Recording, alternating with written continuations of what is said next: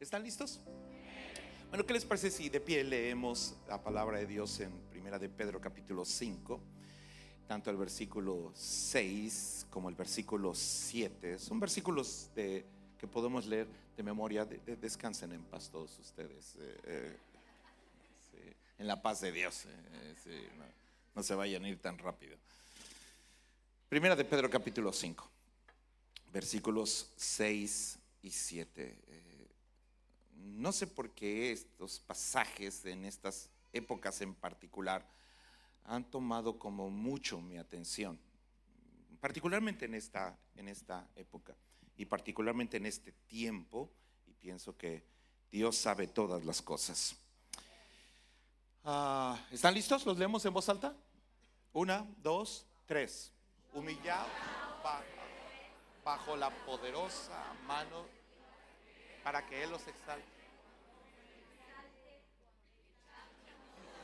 Espérense, porque acá ya habían acabado el versículo y aquí todavía ni lo estaban empezando.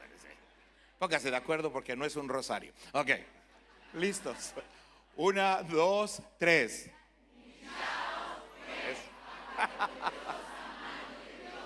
Para que Él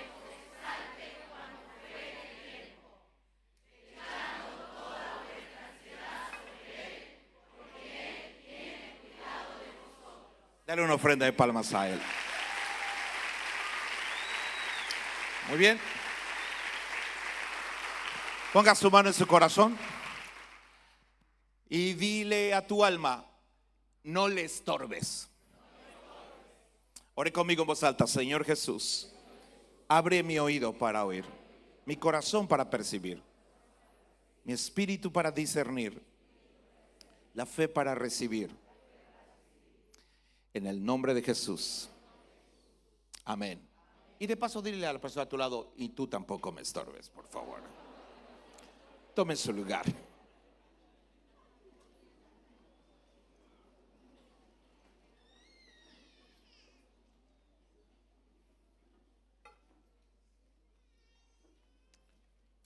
Yo no sé si Pedro sabía lo que iba a pasar al año siguiente de esta carta que iba a mandar.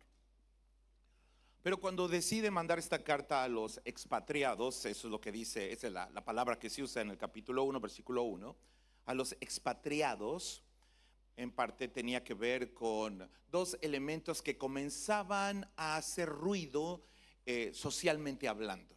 Hasta ese tiempo, por ahí del año 60, entre el 60 y el año 62, no había habido tanta oposición ni hostilidad contra el cristianismo. Había una relativa aceptación de estos grupos minoritarios que les llamaban cristianos. Les decían así. Ellos nunca se autonombraron de esa forma. El mundo que los conoció así les puso porque se parecían a Jesucristo. Amén. Así que no es como tú te llames, es lo que la gente diga de ti. Y entonces la gente, el cristianismo comenzó a crecer después de la ascensión de Jesús. Y más o menos por ahí del año 60, Nerón está haciendo de las suyas, está a punto de incendiarse Roma, un montón de asesinatos. La historia de Roma en particular en ese momento es caótica. Algunos historiadores dicen que este incendio, que fue muy famoso en esa época, le echaron la culpa a los cristianos. Nerón, para lavarse las manos, le echa la culpa a los cristianos, y entonces una hostilidad escala para este tiempo. Pedro ya ha escrito y enviado esta carta a estos llamados expatriados, porque las hostilidades empiezan a crecer. Roma acaba de tener una devaluación monetaria, aleluya, y entonces todo este ambiente social es caótico para Roma. Y el sistema está colapsando por sí solo y está mostrando su incapacidad para sostener a una sociedad. ¿Cuántos saben que necesitamos gente entera en sistemas rotos? ¿No? Y el sistema está colapsando, ha colapsado por completo. El tema monetario, todo ha colapsado. Y los cristianos tienen la culpa para variar, según Nerón. Pedro está escribiendo esta carta más o menos entre el año 60 y el año 62. Por ahí del año 62 al 64, la hostilidad con todo esto que está pasando con Nerón crece a una dimensión tan grande que comienza a percibirse este antagonismo contra los cristianos. No es una buena época para profesar esta fe. No es un buen momento para decir que eres hijo de Dios. No es un buen momento para confesar que crees en Cristo. Cuando Pedro escribe esta carta, todavía está creciendo y a punto de explotar esta hostilidad contra los cristianos.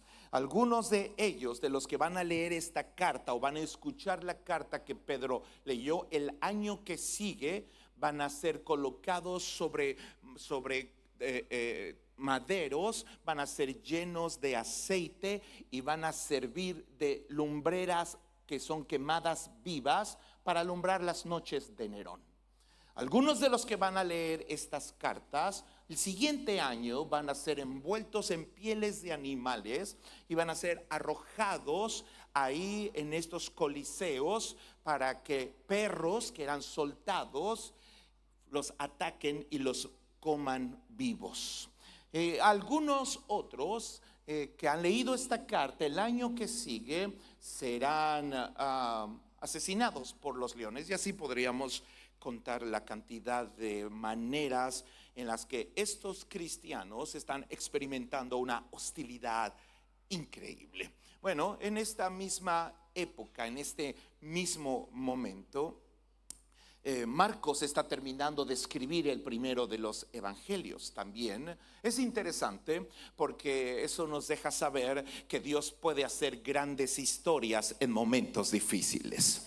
No sé cuántos lo creen, pero Dios es experto en crear grandes historias en tiempos difíciles. Dije grandes historias en tiempos difíciles. ¿Alguien cree que Dios puede hacer una gran historia en un tiempo difícil? No sé, yo creo que el Espíritu había avisado a Pedro y le había inspirado estas cartas. Por eso esta parte de Pedro es muy actual, porque estamos experimentando una vez más un tipo de hostilidad que está escalando. Solo hay que asomarse a la India o hay que asomarse a otras regiones como Nigeria, donde la hostilidad está escalando, y seguramente quizás lo sepan, ¿no? Donde los cristianos llegan el domingo a la iglesia y luego alguien cierra las puertas por fuera y les encienden fuego y los queman vivos a todos en la reunión del domingo. Sí, esa es la escala de hostilidad que ya está hoy en día operando en el mundo solo por ser cristiano. Antes, decir que eras cristiano no representaba toda esta batalla, ni controversia, ni adversidad, ni antagonismo. Pero ahora decir que eres cristiano es prácticamente tu sentencia de muerte. Es interesante este momento en el que Pedro, por el Espíritu, les dice a todos ellos, cosa que creo que van a recordar en un momento particular de su vida, porque en ese instante, cuando están leyendo la carta, las hostilidades apenas comienzan, pero van a escalar todavía a estos niveles que les he platicado en los siguientes 2 años, y luego se va a desencadenar una locura.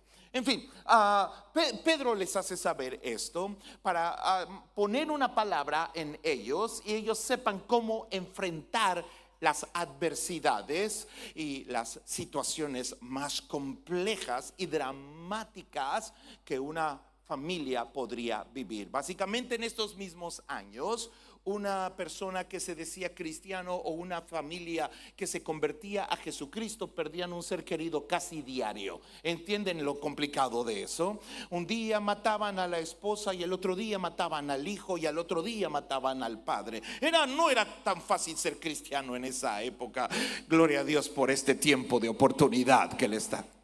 Pero en ese tiempo era complicado. Y Pedro les dijo a ellos algo que era vital de entender: que hay un día de exaltación para cada persona en la tierra. Humillaos bajo la poderosa mano de Dios para que los exalte cuando fuere tiempo. Hay tres elementos aquí que el Espíritu Santo los vinculó y entretejió íntimamente: humillarse, luego el tiempo, todo el mundo diga el tiempo, y luego viene la exaltación. Esta parte del tiempo es la más complicada para nosotros, porque mientras tenemos que vivir en este tiempo, hay una certeza que Dios ha preparado un lugar y un honor y una historia de exaltación para cada uno de los que creen en Él.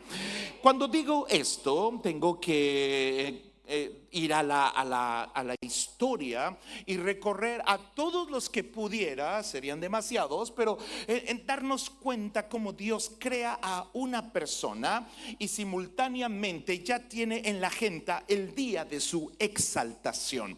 Por supuesto, hablando desde el punto de vista espiritual, con propósito, con destino y con plan divino para esa persona, y quitando este elemento de autoexaltación o arrogancia o interés meramente personal de solo ser exaltado. En fin, quitando este elemento natural, materialista, egocéntrico, la Biblia dice que hay un día de exaltación para cada ser humano que cree en Jesucristo.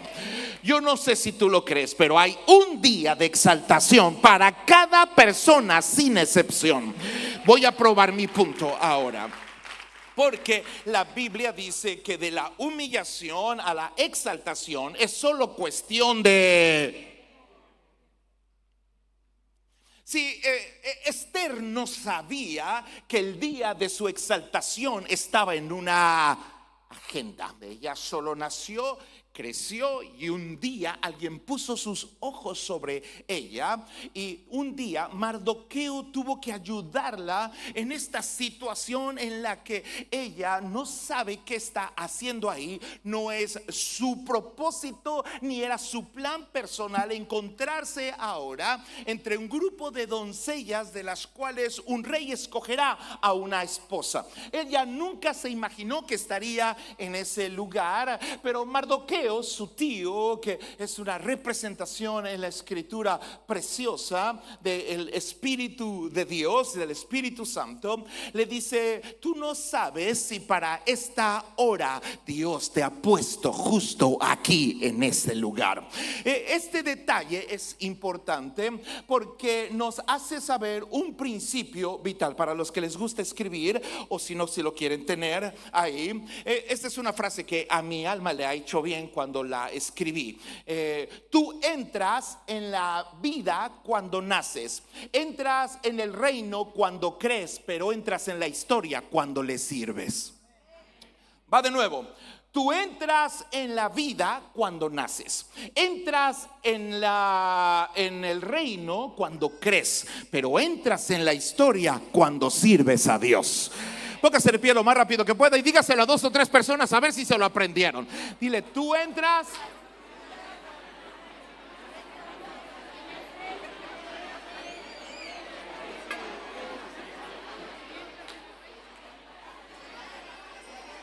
Muy bien, lo pueden decir en voz alta juntos. Yo entro en la vida cuando nazco, entro en el reino, pero entro en la historia cuando le sirvo. Denle una ofrenda de palmas al Señor. Muy bien. Tome su lugar. No sé cuánto tiempo tenga, todavía estoy en mi introducción. Bueno, el asunto entonces es que ninguna de las personas que Dios utilizó tenía ni en la mente ni en sus planes personales que Dios lo usara, o que quería que Dios lo usara. Ninguno de ellos lo tenía en su cabeza, no estaba ni en sus pensamientos, ni siquiera alguien se lo había profetizado. No estaba ahí, simplemente llegó su día de ser exaltado. Y esto nos enseña una particularidad, que Dios escogió personas con una vida cotidiana común y normal como cualquier otro ser humano. Esto es importante porque si lo hizo con ellos, lo va a hacer contigo también en tu vida y en esta historia. Por ejemplo, pongamos un ejemplo claro, ¿no? Para empezar, cuando Dios escoge, por ejemplo, a Noé, Noé, dice la Biblia, que tiene una característica que es importante entender. Noé es de este tipo de personas que tú conoces en tu vida y que tienes esta expresión. No sé cuántos lo han llegado a decir cuando conocen a alguien así. Dices, a este solo le falta ser cristiano. Levante la mano si conocen a alguien así, ¿verdad? ¿Qué quiere decir? Bueno, la Biblia lo dice de él. Bueno, básicamente quiere decir que escogió principios correctos para vivir su vida, que había elegido por decisión personal caminar con ciertos valores y ciertos principios. Es muy importante esta parte de la historia porque regularmente las cosas a las que te dedicas cotidianamente son puestas en tu camino por Dios para enseñarte a vivir con principios que vas a necesitar el día que Dios te levante. Entonces, no es utilizado en eso. ¿Qué son principios? ¿O qué son? Algunos le llaman leyes divinas, otros le llaman de otra manera. Pero básicamente los principios de Dios son aquellas leyes divinas que Dios establece para que los seres humanos que las elijan utilizar tengan el poder de cambiar la condición que están viviendo. Y no se necesita ser cristiano para eso. Voy a poner un ejemplo. Por eso es lo que decía de estas personas que conocemos. Bueno, pues, ¿conocen a alguien que sea honesto sin ser cristiano? Significa que escogió un principio o un valor, ¿o no? ¿Conocen a alguien que es generoso sin conocer de Dios? Por supuesto. ¿Conocen a alguien que es agradecido? Claro que los conocemos. Y bueno, es importante entender que estas personas pueden no conocer a Dios, pero cuando Dios creó los cielos y la tierra, dejó principios para los hombres y dejó principios para la creación. La creación ha seguido esos principios. Así que cuando Dios dijo, por ejemplo, a la tierra, ustedes den fruto, nosotros seguimos comiendo y la tierra sigue dando fruto, porque ese es el principio para lo que fue creada. El ser humano es el único que no ha entendido esa parte, pero todo lo demás en la creación hace aquello para lo que fue creado. En fin, entonces cuando nosotros caminamos en Cristo, una de las cosas que la iglesia nos bendice muchísimo y que cuando caminas con el Señor vas aprendiendo, es que Dios estableció cosas que no sabíamos, principios. Diga conmigo, principios, lo más fuerte que pueda. Estos principios Dios los deja, así como dejó la ley de la gravedad para mantener una estabilidad y el ser humano pudiera ver que las condiciones de la creación alcanzan su estado más óptimo porque respetan y cuidan esas leyes que los sustentan. Así que la ley de la gravedad mantiene a la luna y al sol en cierta distancia y las condiciones de nuestro planeta son óptimas gracias al respeto que se tiene por esas leyes. Pero esas leyes también son espirituales y diferentes para todo lo creado que con lo que tiene que ver con el hombre. Por eso el ser humano tiene que vivir con ciertos principios. Dios dejó uno en Génesis, para Éxodo 20 ya eran 10, en Levítico ya eran 613 y seguimos avanzando. En fin, porque recuerden que las leyes están hechas para contener la maldad y están hechas para regular las acciones de los hombres. Pero la ley de Jehová es distinta que las leyes de los hombres, porque las leyes de los hombres no tienen el poder de transformar a las personas, solo las contienen.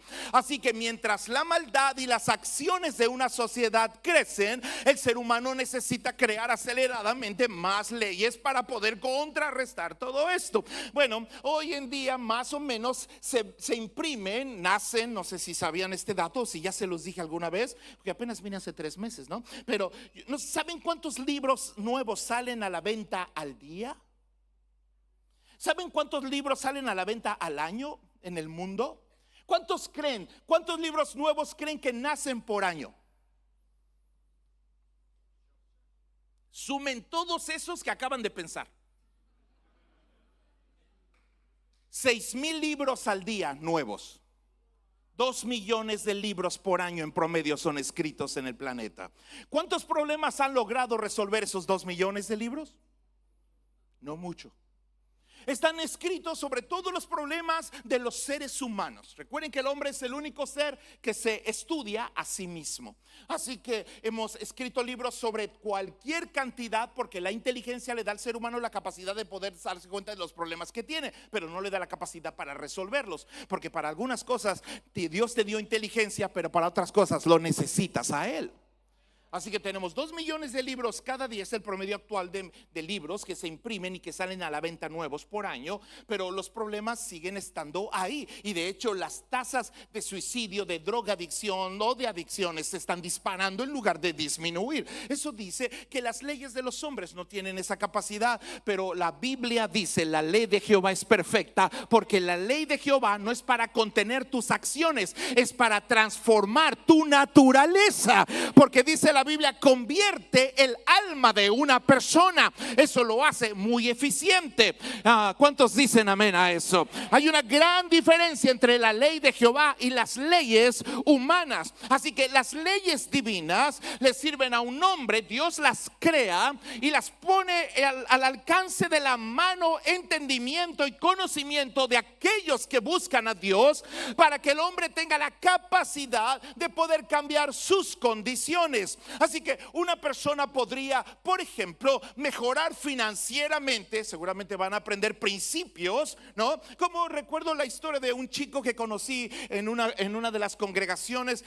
Lo ganamos para Cristo. Él conoció de Jesucristo en un grupo de alcohólicos anónimos allá en la Ciudad de México. Pero era un chico que manejaba un taxi, todo ya, el carro estaba todo destartalado, todo feo, y el chico ni siquiera era dueño de las placas. ¿Le dicen placas aquí? De las placas, y en fin, el chico se enamoró de una chica, quería casarse, una chica de la congregación, pero no tenía ni el dinero ni los recursos, y llegó a la iglesia de un pastor que tenía una empresa.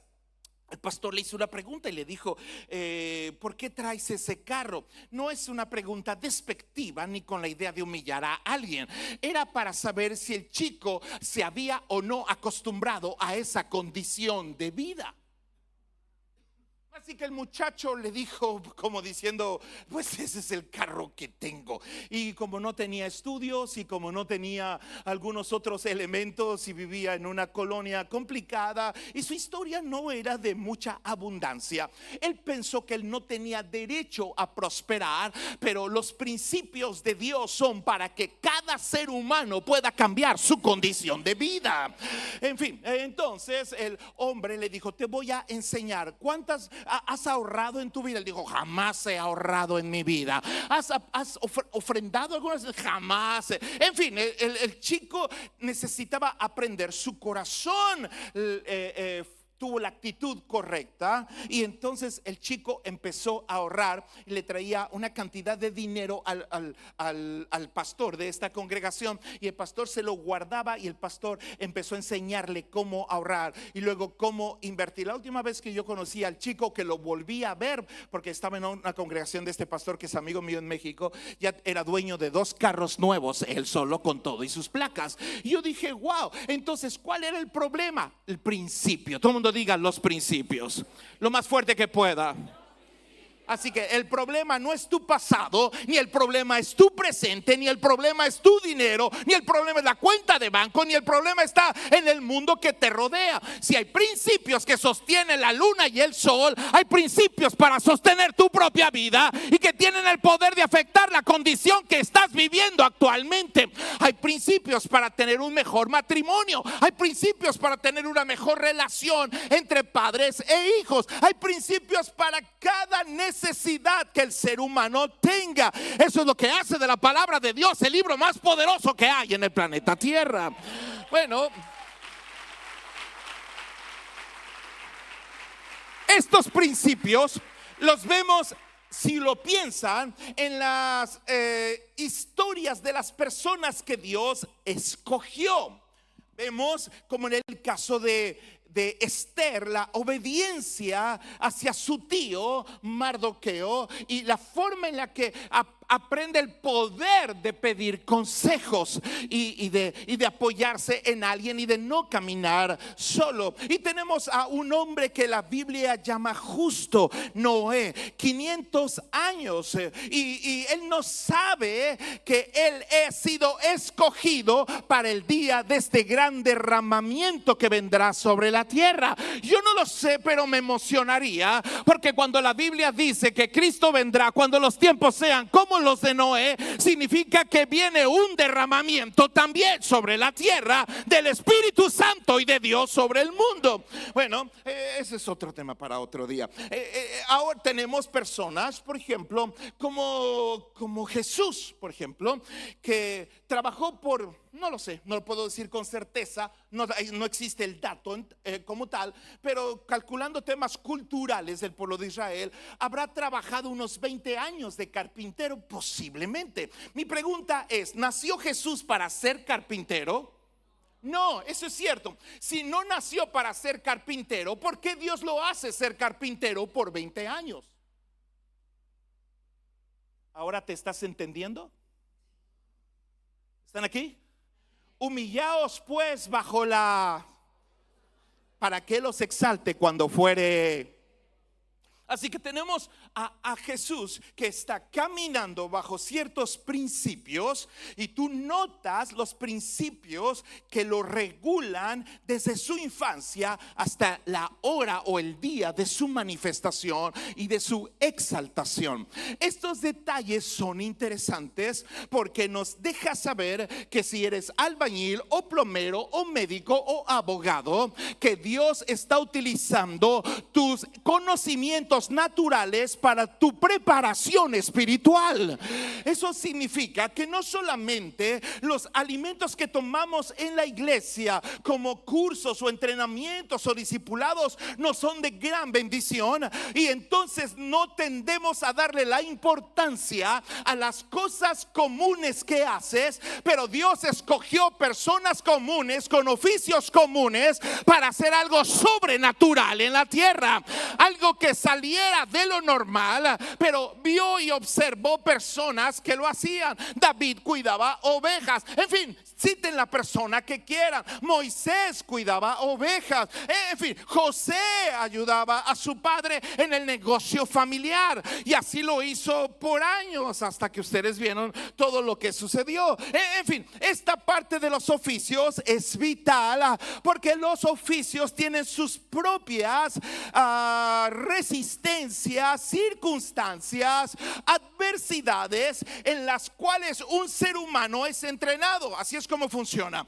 Tú encaras un problema y tienes que elegir bajo qué principio vas a enfrentar esa situación. Y si tú enfrentas esa situación con el principio correcto, entonces tu mente se va educando que hay principios que funcionan sin importar la situación que vivas.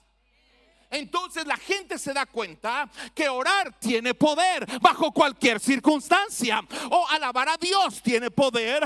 Así que alguno puede ver como el rey David morir a su propio hijo y recibir la noticia de que su bebé ha fallecido y ponerse el efod e ir al templo a adorar, porque él sabe que la adoración es un principio para mantener su corazón que no colapse y su alma no se derrumbe. Lo había aprendido cuidando ovejas.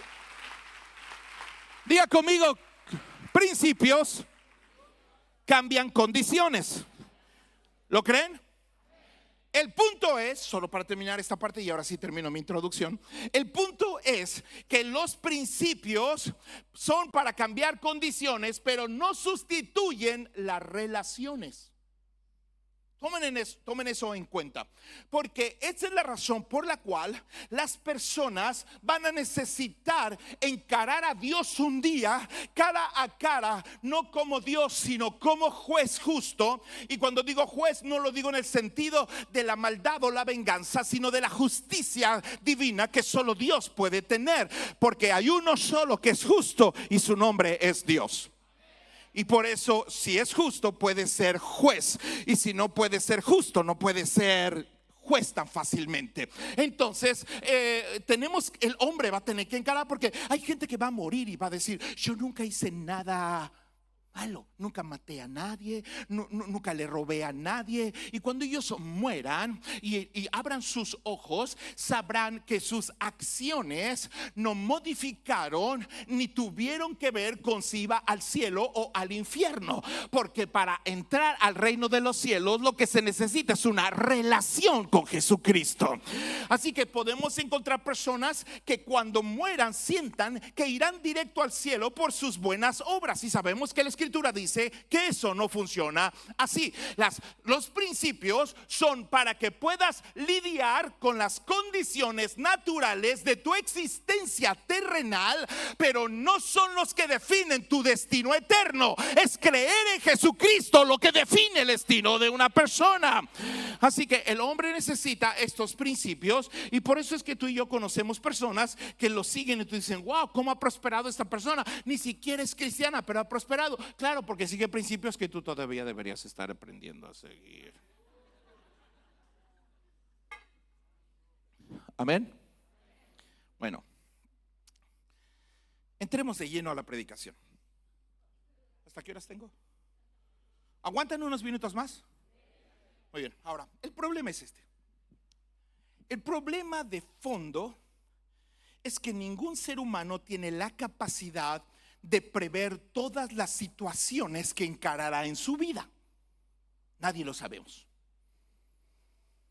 La partida del pastor es un ejemplo muy claro de eso. Un diagnóstico médico es un ejemplo de eso. Un accidente es un ejemplo de eso. Una situación política es un ejemplo de eso. Llevamos una semana con esas cosas en los noticieros. Sí, nadie puede prever su futuro. Como no pueden prever su futuro, esto hace muy complicado. Si tú le hubieras dicho a Noé que en 500 años Dios lo iba a usar para algo y que él debía prever todo lo que iba a pasar para que a los 500 años él llegara, él hubiera dicho: si con trabajo sé cómo voy a estar el día de mañana. Y eso quién sabe, ¿no? Porque primero hay que despertar. Así que es imposible. Y cuando digo que es imposible, es porque es imposible para los hombres, pero no es imposible para Dios. Entonces el hombre se desgasta, se angustia, se llena de ansiedad, porque básicamente gran parte de la ansiedad es la imposibilidad de prever todas las situaciones futuras. La gente previsora pues tiene ventajas, porque tiene ciertos elementos para encarar cosas, pero hay veces que sin importar cuánta previsión tengas, no puedes evitar si Dios decide algo sobre tu vida o tu caso, tu familia, tu trabajo o tu destino. No lo puedes prever. Entonces esto es importante, porque si la Biblia dice: humillaos bajo la poderosa mano, dígalo fuerte, para que Él los exalte cuando fuere tiempo, significa que nosotros no tenemos un poder que Dios sí tiene. ¿Cuál es ese poder? El poder que se tiene es el de tomar tu propósito y hacer que tu propósito se dirija hacia ti. Esto es maravilloso para los que creen, porque Dios puede hacer planes perfectos con gente imperfecta y aún así cumplirlos. ¿Cómo puedes lograr eso? Bueno, ¿qué tan complicado sería que tú lo intentaras? Sería como si te pararas a 10 kilómetros de distancia de otra persona y dispararan ambos en la misma dirección y las balas chocaran exactamente. ¿Cuántos saben que eso sería imposible? Es imposible, porque para que se pueda suceder eso, necesitamos a alguien que lo sepa todo, que lo pueda todo y que esté en todo lugar. ¿No me entendieron? Necesitamos a alguien que sea omnipotente, omnipresente y omnisciente, que pueda estar en cada segundo de la vida de una persona, regulando las condiciones y circunstancias para hacer que la bala dé exactamente con la bala de la persona, para hacer que el propósito se encuentre. Así que quizá no es que tú estás buscando tu propósito, posiblemente tu propósito también te está buscando a ti. Esto rompe un poco nuestros paradigmas, porque cuando la Biblia dice humillaos, porque Él te exaltará cuando fuere, significa que el hecho de que Dios tenga el poder de regular las condiciones significa que no importa si existe un faraón, no importa si se levanta un Nabucodonosor, no importa si se levanta el mismo diablo, el plan se va a llevar a cabo.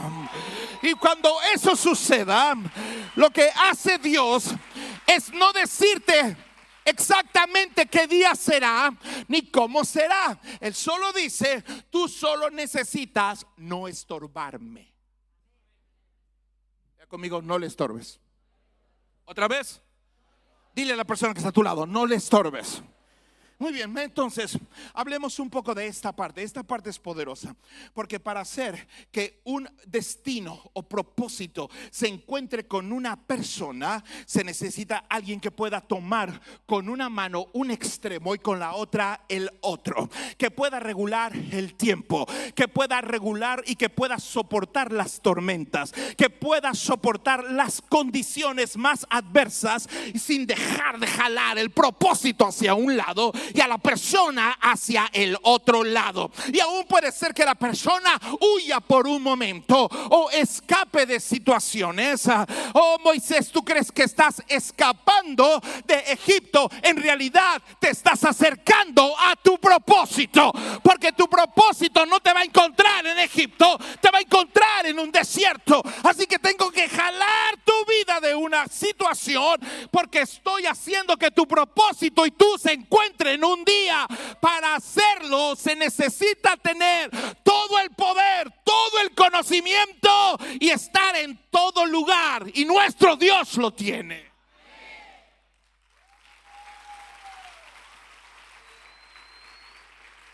Ya casi termino. Me cambió la vida un poco solo mirar el pasaje con desde este ángulo, porque a veces pensé que todo estaba basado en la mitad de esta historia, donde yo tengo que esforzarme por llegar a mi propósito, cuando tengo un Dios que se está trabajando para que el propósito y yo nos encontremos en el tiempo que Él lo haya decidido. Porque la Biblia dice: y Él os exaltará cuando fuere. Muy bien, hablemos entonces de un elemento más o dos y casi concluyo. Esta es una de las cosas por las cuales creer en Dios y tu vida y tu relación con Dios es tan poderosa y tan valiosa y tan preciosa. Primero, porque el diablo no tiene este poder. El diablo no es omnipresente ni omnisciente. El diablo solo puede tratar de intervenir, y es como tratar de intervenir y tratar de quitarle la cuerda a Dios. Pero Dios es todopoderoso. Sí, Él no puede estar en todos lados todo el tiempo. Un día Dios le hizo una broma pesada. Se la hizo con una pequeña pregunta, ¿no? Y le dijo a Satanás: ¿de dónde vienes? Y esta pregunta por sí sola era humillante para Satanás, porque Satanás sabía que Dios es omnipresente, pero él tenía que venir de un lugar e ir a otro. Así que Satanás le dijo: vengo de. Y esta forma de responder es la forma en la que él tenía que reconocer que el poder de Dios no era el poder de él, y que había uno más grande que él mismo. Yo tengo que viajar de un lugar a otro, yo tengo que moverme de un lugar a otro. Sí, ya me di cuenta, hasta te ves sudado. ¿Sabes qué? Yo no tengo que moverme para ninguna parte. Mis ojos son suficientes para recorrer la tierra. Puedo ver a mis hijos dónde están, cuándo están, a qué horas están. Puedo hacer esto. Tu diablo no puedes hacer eso.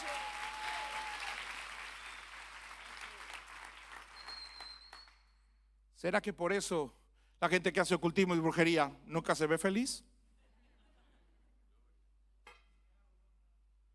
Ya conmigo: Él nos exaltará cuando sea tiempo. Ya casi acabo. En este tiempo, ya conmigo, tiempo, que es básicamente lo que sucede entre el día que eres creado y el propósito de Dios es revelado y manifestado, la razón de tu existencia, pues es posible que como Jesús tengas 20 años siendo carpintero o albañil. Hermano amado, no estás perdiendo el tiempo. Dios está usando ese tiempo. Dije, Dios está usando ese tiempo. Y eres enfermera, Dios está usando ese tiempo. Y eres abogado, Dios está usando ese tiempo para educarte en elegir los principios correctos de vida, para que tengas los ingredientes necesarios, para que cuando Él te exalte tengas lo que necesitas para la manifestación y la gloria que está preparada para tu existencia. Entonces es importante por eso que mientras tú estás poniendo pintura en una pared, tú crees que eso es, no, yo lo que quiero es que Dios me use. Ya lo está haciendo.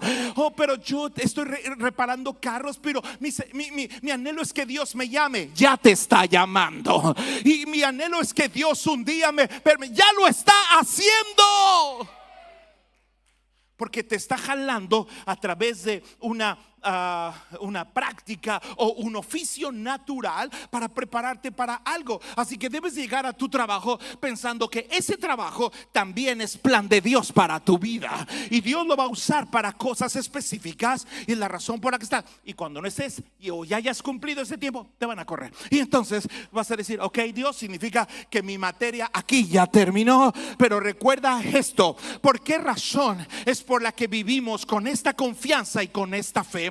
¿Cómo le digo a un pueblo que va a ser masacrado dentro de un año a dos? No tengan ansiedad, una ansiedad que va a carcomer sus huesos, y una preocupación que va a tratar de sumirlos en un pozo. No tengas eso.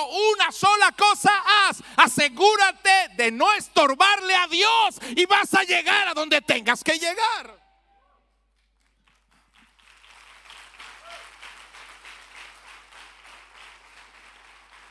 Dos puntos más y termino. Déjeme definir la palabra promesa. ¿Cómo la veo?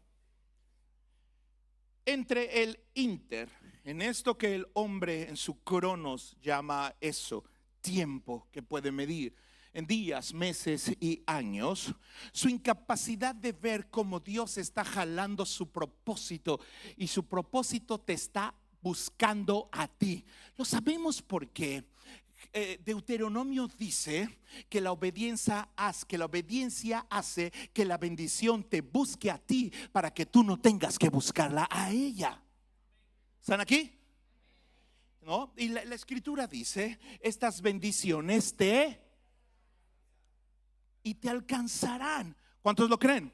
Cuando crees en Cristo, ya no sigues a las señales. Estas señales te seguirán a ti. ¿Entienden este asunto? Como si Dios dejara ver. Ahora, la razón por la cual existe lo que el hombre le llama promesas, en mi muy humilde opinión al respecto, es porque la palabra promesa es vital para desbaratar una idea diabólica que está en la cabeza de las personas, aún como cristianos, que todo lo que alcancen en la vida tiene algo que ver con elementos que ellos tengan. ¿Y qué quiero decir con esto? Quiero decir que una persona tiende a mirarse a sí mismo cuando desde el púlpito en conexión te dicen que tienes un futuro glorioso y grandioso. La tarea es cómo y por qué lo debo creer, porque no tengo estudios.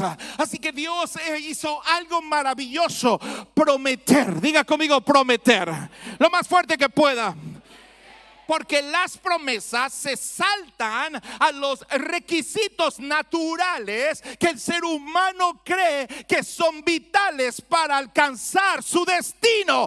La palabra promesa fue creada para que un hombre que no tenga estudios o los tenga, para que un hombre que no tenga conocimiento o lo tenga, para que un hombre que no tenga habilidad o la tenga, pueda llegar a su destino. Significa que no es por tus requisitos, ni siquiera tiene nada que ver con tus habilidades naturales, tiene que ver con el que te lo prometió. Así que el que te lo prometió no está mirando tus capacidades naturales, está mirando tu destino.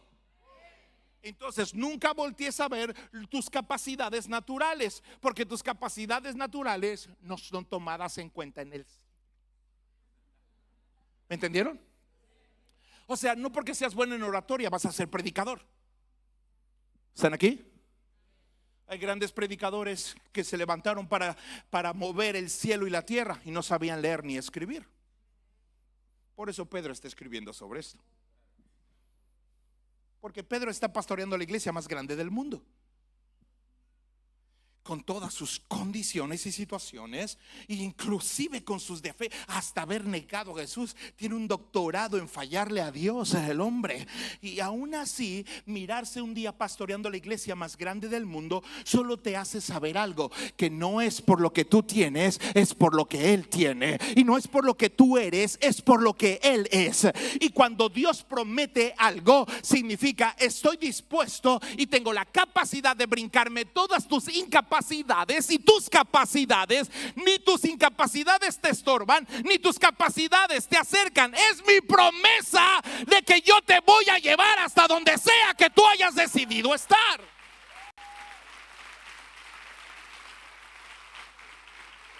Póngase de pie, tengo que ir cerrando este día porque quiero hacer algo. Si me ayudan los chicos del ministerio, ¿cuántos me regalan 5 minutos más?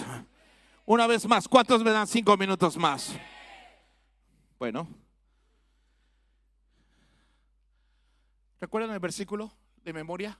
Humillaos pues bajo la poderosa mano de Dios, para que Él, cuando sea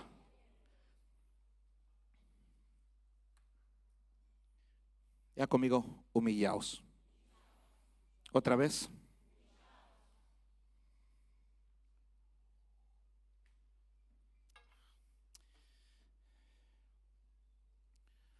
Hace mucho tiempo, la iglesia cristiana tenía una práctica muy cotidiana. No era religiosidad, después se hizo, pero no era religiosidad. Doblaba la rodilla muy seguido. No sé si alguien lo recuerda. Doblar la rodilla era tan natural en una persona, porque humillarse, obviamente, no depende de tus rodillas. Es todo lo contrario, tus rodillas dependen de eso. La actitud de las personas era vital.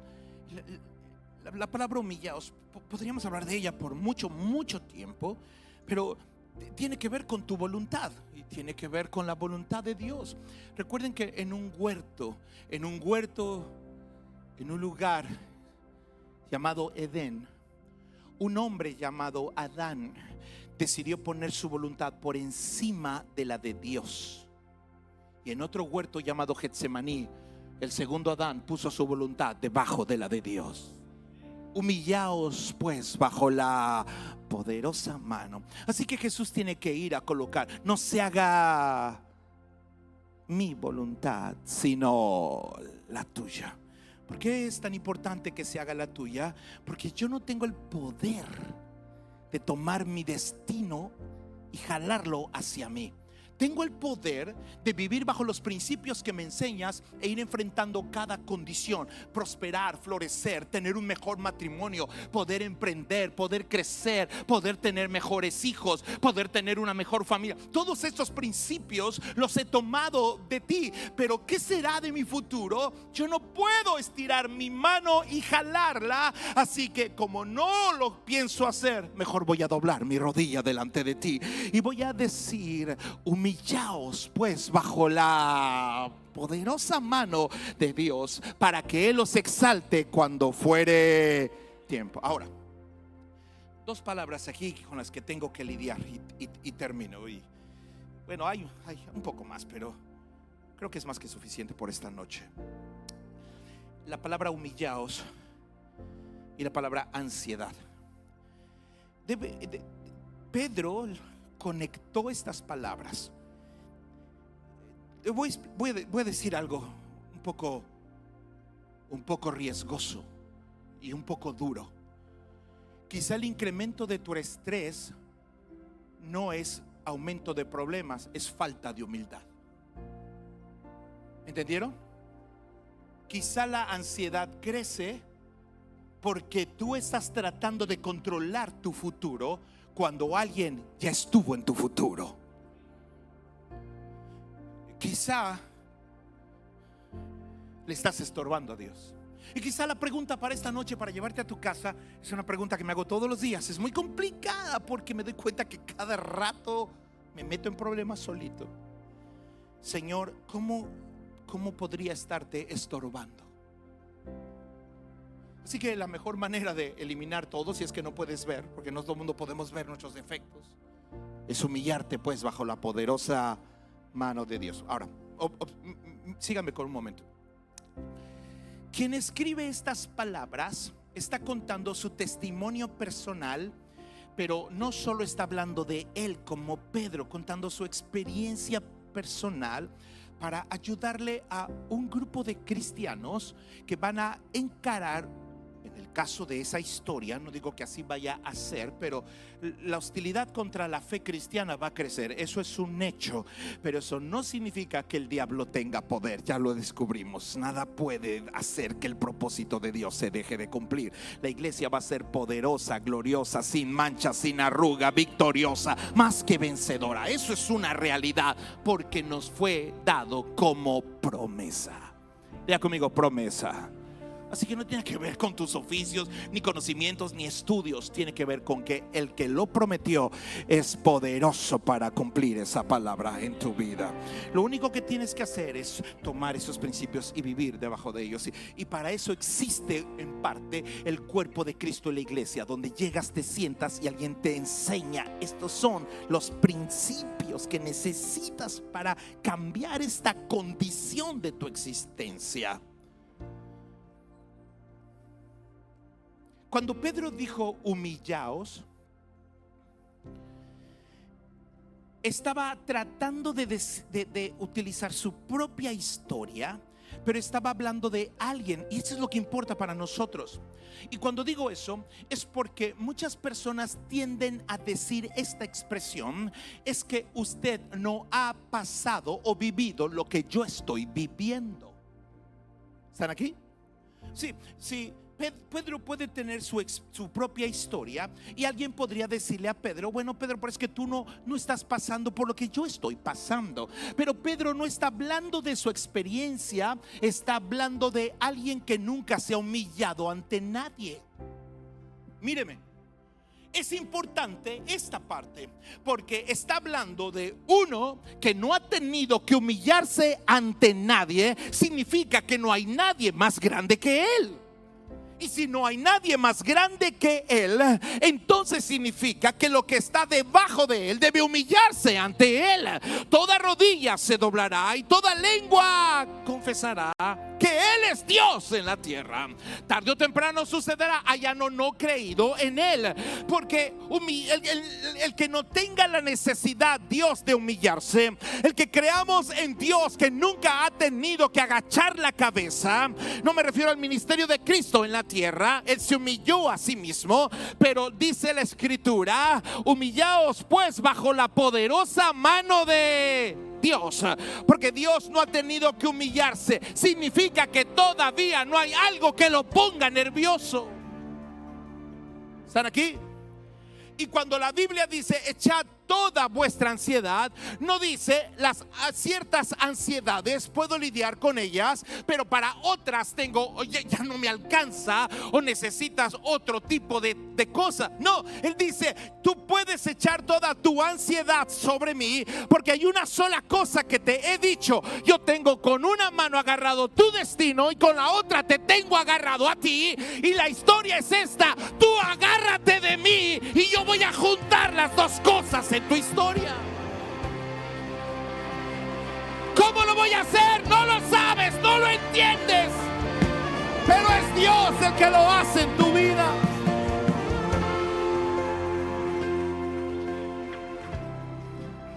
Así que si Dios no se ha humillado ante nadie, por eso Dios jamás ha sentido ansiedad. Ya sé que suena raro decirlo, pero tenemos que decirlo. ¿Por qué Dios no experimenta ansiedad? Porque Dios no le preocupa nada. ¿Entendieron? No te preocupes tanto.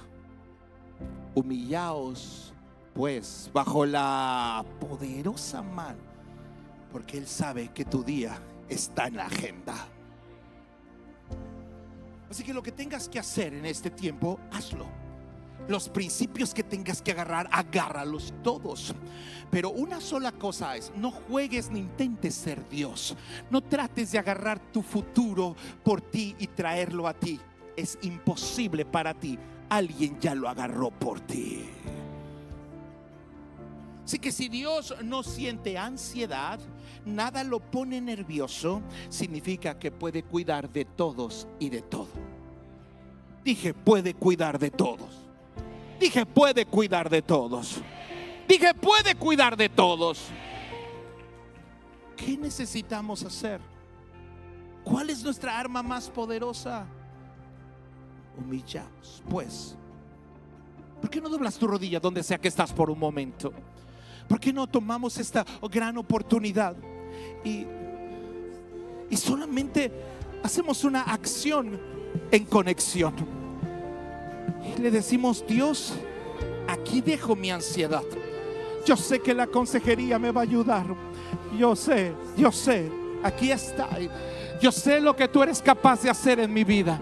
Yo sé lo que yo no puedo resolver, pero sé lo que tú puedes resolver. Yo sé lo que no soy capaz de solucionar, pero sé lo que tú eres capaz. Hoy puedo saber que no tengo que ver mi futuro, porque sé que una mano tuya ya lo está sosteniendo. Porque sé que tus manos sostienen la tierra y sostienen mi vida y son capaces. Tú eres todopoderoso. Eres capaz de tomar mi vida sin importar quién soy, quién fui, lo que hago o lo que hice, dónde estoy o dónde estuve, y guiarme hasta mi destino en la tierra.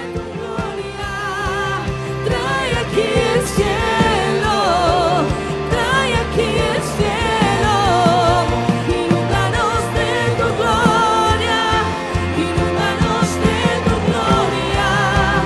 Trae aquí el cielo, trae aquí el cielo, inúndanos de tu gloria, inúndanos de tu gloria. Trae aquí el cielo, trae aquí el cielo, inúndanos de tu gloria, inúndanos de tu gloria. Trae aquí el cielo, trae aquí el cielo, inúndanos de tu gloria, inúndanos de tu gloria. Trae aquí el cielo, trae aquí el cielo, inúndanos de tu gloria, inúndanos de tu gloria. Trae aquí el cielo, trae aquí el cielo. Y ante su gloria, demonios caen, huye la muerte, ya no hay enfermedad. El cielo aquí está. Ante su gloria, demonios caen, huye la muerte, ya no hay enfermedad. El cielo aquí está. Y ante su gloria, demonios caen, huye la muerte, ya no hay enfermedad. El cielo aquí está.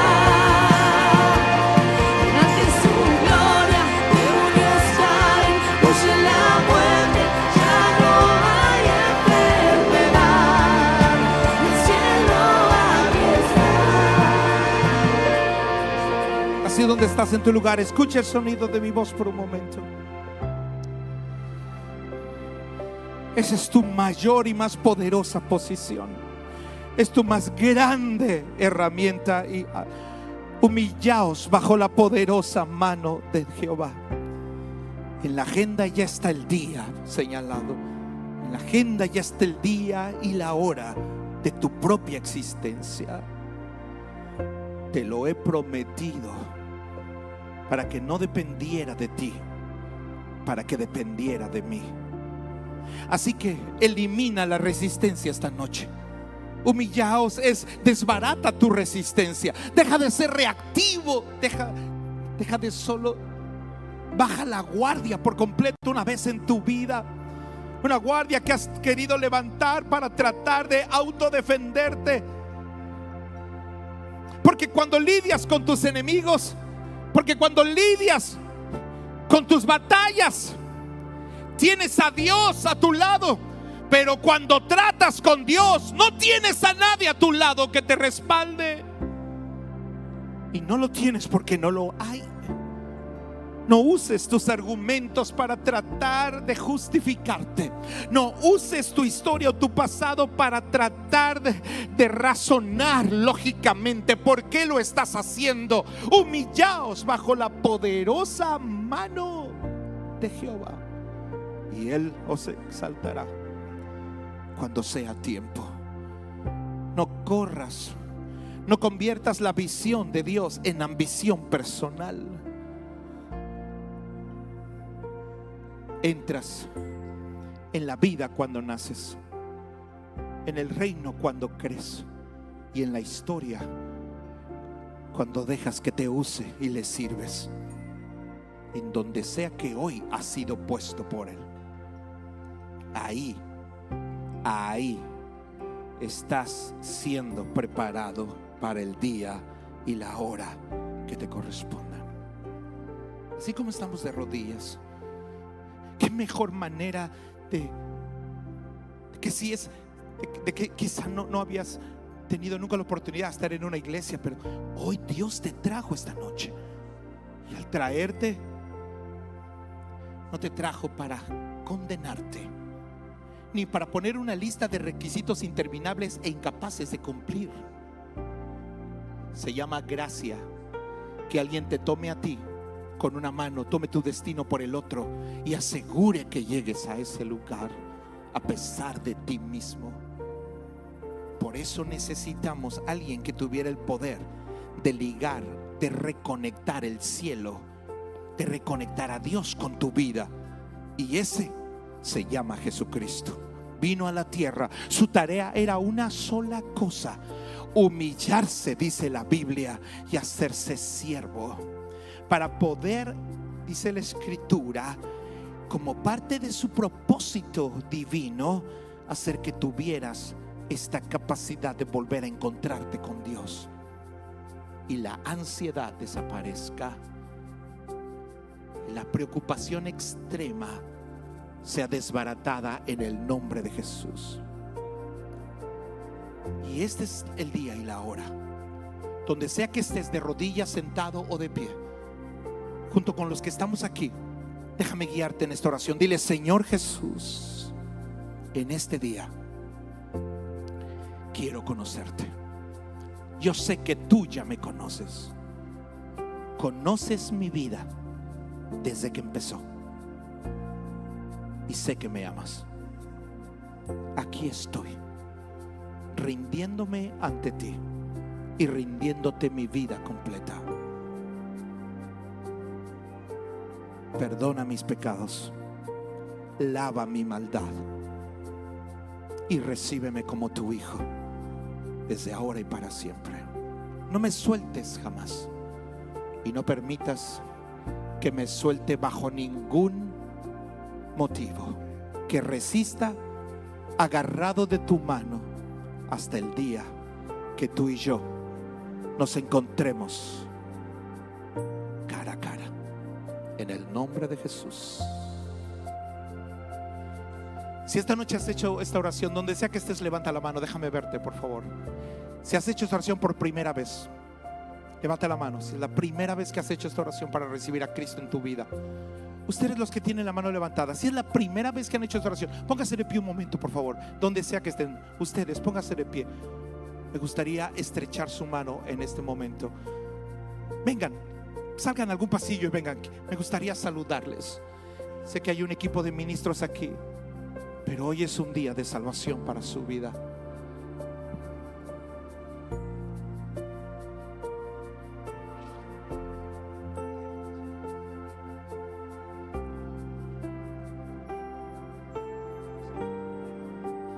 Padre, oramos por la vida de su bebé, de Emma, que está en terapia intensiva. Oramos en el nombre de Jesús que un milagro sea hecho justo en este instante y en este momento.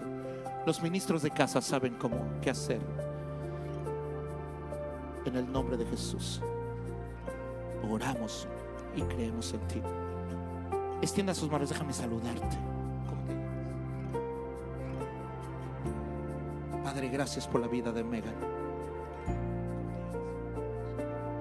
Sharon, ¿sabes que tu nombre representa la historia de Jesús? En el Antiguo Testamento había una rosa que florecía en el desierto. Le llamaban la rosa de Sarón. Y ahí nació tu nombre. Vas a florecer en el desierto y vas a estar bien. Antes de entregar el micrófono, solo quiero saludar a todos los que pasaron.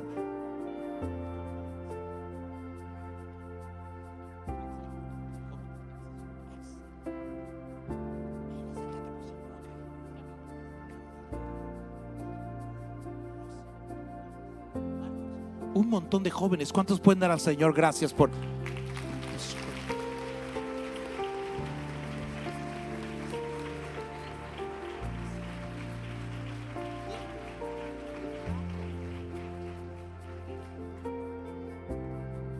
Pastores, les dejo el micrófono. Quiero acabar de saludar aquí y entregar el lugar. ¿Quién me falta de saludar? Porque quiero saludar a todos.